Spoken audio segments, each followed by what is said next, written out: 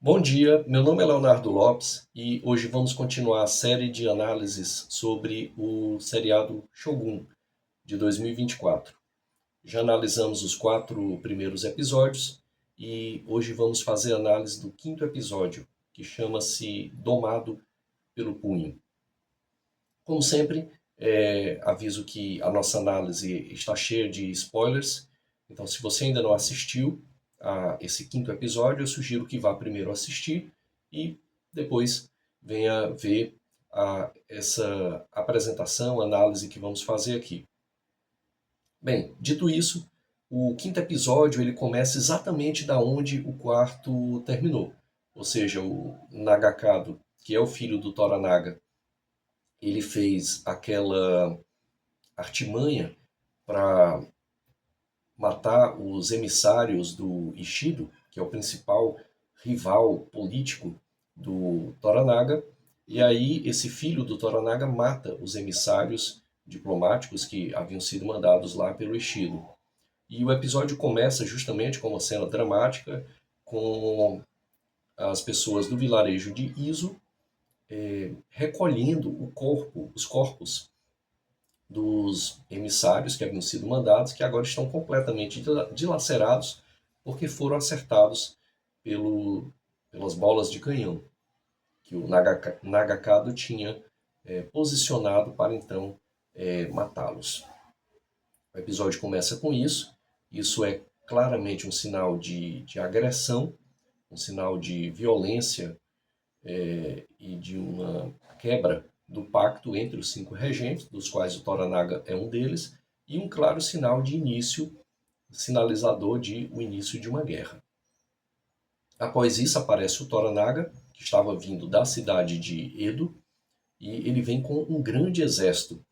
E acompanhando ele vem o Buntaro, que nós pensávamos que tinha morrido, lá por volta, se bem me recordo, do episódio 2, e o Buntaro, que é um dos principais generais do Toranaga, que é casado com a Mariko, ele aparece, então, quer dizer, depois é explicado que ele conseguiu sobreviver porque foi ajudado por um grupo de Ronins.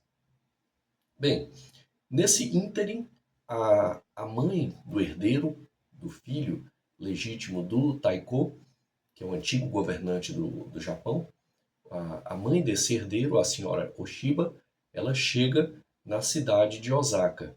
E aí vai ficar lá junto com o Ishido e os outros 3 regentes. E aqui é mostrado que ela tem um certo poder, uma certa influência.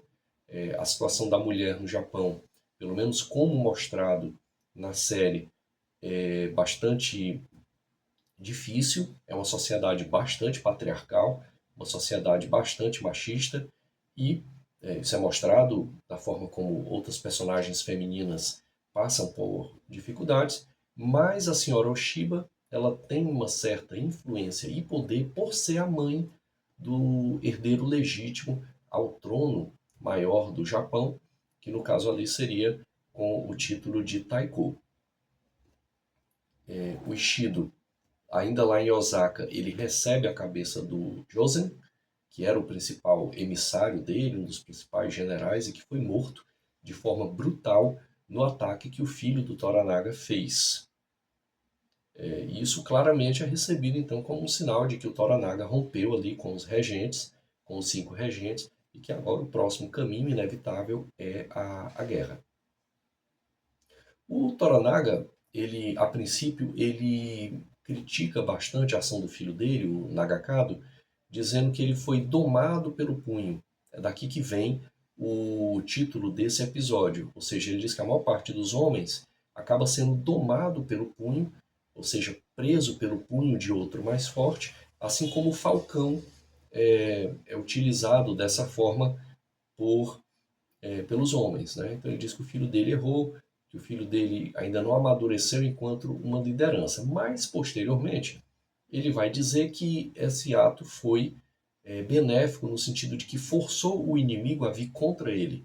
Ele não vai mais precisar deslocar o exército dele contra o inimigo, mas o inimigo, agora buscando vingança pela morte desses emissários, vai vir.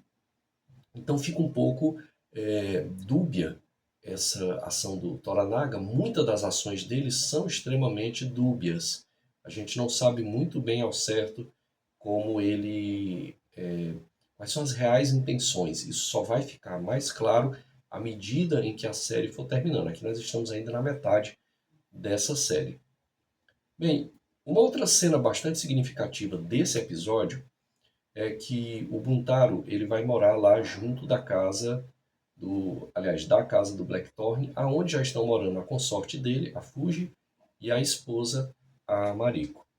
Então, é a casa do Blackthorn que foi dada a ele quando ele se tornou Hatamoto, e a Fuji foi dada como consorte ao Blackthorn. Ao mesmo tempo, a Mariko, a mando do Toranaga, também está lá como intérprete para auxiliar ele, porque ele não sabe falar fluentemente o japonês. O Buntaro vai morar com eles. Então, são 4 pessoas morando ali. E são 4 pessoas com destinos, digamos assim, extremamente trágicos.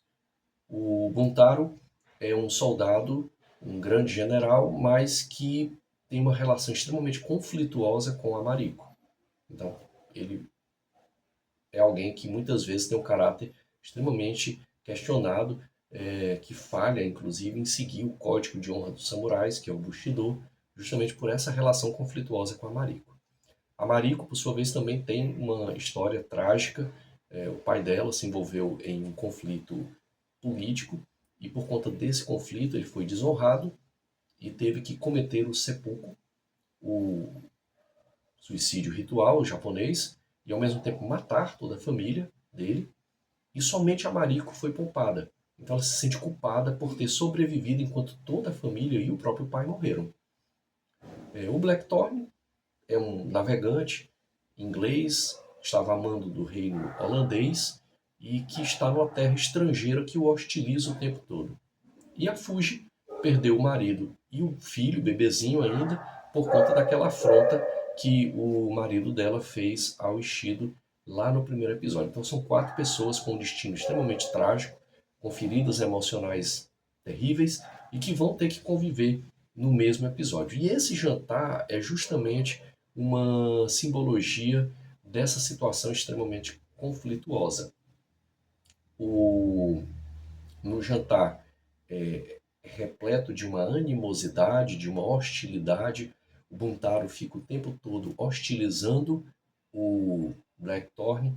O Blackthorn, ao mesmo tempo tenta se provar mais forte do que o Buntaro, no sentido de que diz que bebe mais saquê do que ele, e eles vão se embriagando e começam a aparecer hostilidades maiores dentro daquele jantar, até o ponto em que o Buntaro, para provar que é um guerreiro melhor, ele pega o arco e flecha dele e mira na própria esposa, na Mariko, e faz com que 2 flechas passem raspando o nariz dela. Quer dizer, ele poderia ter matado ali a própria esposa. Após isso, o jantar termina e mais tarde o Buntaro vem a agredir a Mariko. Depois ele sai da casa, tem uma discussão com o Blackthorn, enfim. Foi um jantar trágico porque a própria vida desses 4 personagens é extremamente trágica, é marcada por muitas tragédias. E ao mesmo tempo há uma relação ali extremamente complicada, que é uma espécie de triângulo amoroso, em que o Blackthorn está ali às voltas com esse casal que tem uma complicação muito grande, porque a Mariko é uma mulher que vem de uma família que foi nobre, mas que foi desonrada e teve que sobreviver. Ela diz que a grande penalidade dela é justamente ter que viver com essa desonra. Então, esse jantar ele vai ser representativo de várias inconstâncias na vida desses personagens. Esse episódio ele é bem longo, ele tem ainda outras questões, uma delas é o Ejiro, que é o jardineiro do Blackthorn.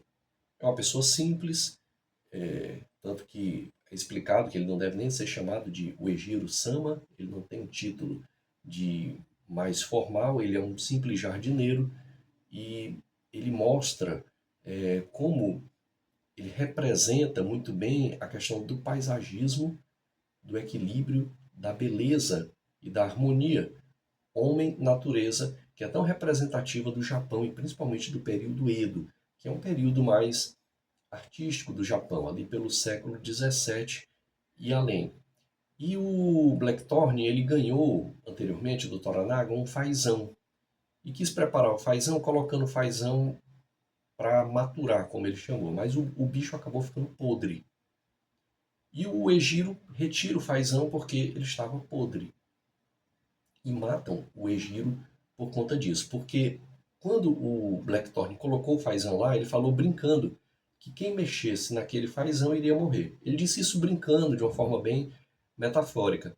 Mas é mostrado aqui, e aí eu não sei bem ao certo o quanto isso é fiel à obra do James Clavell, que é uma obra de 75 e que origina a primeira série e agora essa refilmagem de 2024, esse remake, mas é mostrado que o Blackthorne, como inglês, como ocidental, europeu, ele tem essa facilidade de utilizar metáforas e palavras que têm que ser entendidas enquanto num determinado contexto. E já ali no Japão, a palavra, principalmente a palavra do dono daquela casa, tem que ser entendida de forma literal. Então eles entenderam a ordem que ele tinha dado anteriormente de forma literal e por isso mataram o jardineiro. E isso irrita profundamente o Blackthorne, porque ele não entende, ele vem de uma cultura ocidental, está naquela cultura oriental japonesa do período Edo, e ele não entende. Para ele, eles tratam a relação vida-morte de uma forma muito banal, principalmente a forma como eles encaram a morte. E ele fica profundamente irritado com essa morte do Uejiro, se sente culpado, porque ele fez essa brincadeira dizendo que quem pegasse no fazão iria morrer, e as pessoas da casa levaram isso ao pé da letra, digamos assim. Então ele vai até o Toranaga, pede para ir embora do Japão. E a Mariko, ela diz para ele uma frase que é bem significativa desse episódio, que é a seguinte: nós vivemos e morremos. Para além disso, não podemos controlar absolutamente nada.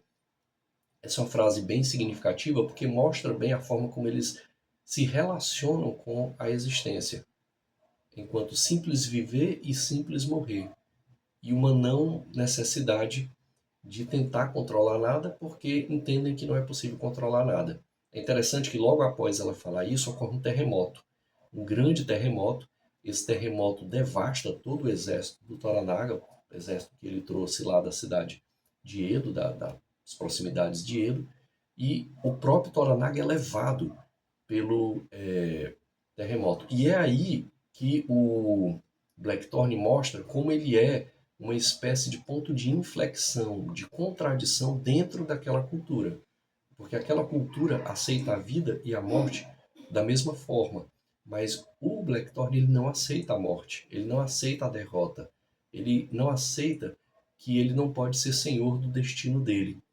E nisso ele parte para tentar resgatar o Toranaga. Dentro daquela cultura, eles poderiam simplesmente dizer: bom, veio um terremoto, a gente não controla um terremoto, o terremoto veio e levou o Toranaga, e é isso. Mas o Blackthorne, ele tem essa postura de sobrevivência muito forte. Ele vai lá e consegue resgatar o Toranaga, que estava enterrado. Ele desce lá o grande abismo, penhasco, que se formou junto com outros, e consegue desenterrar o Toranaga, que fica, obviamente, muito grato a ele.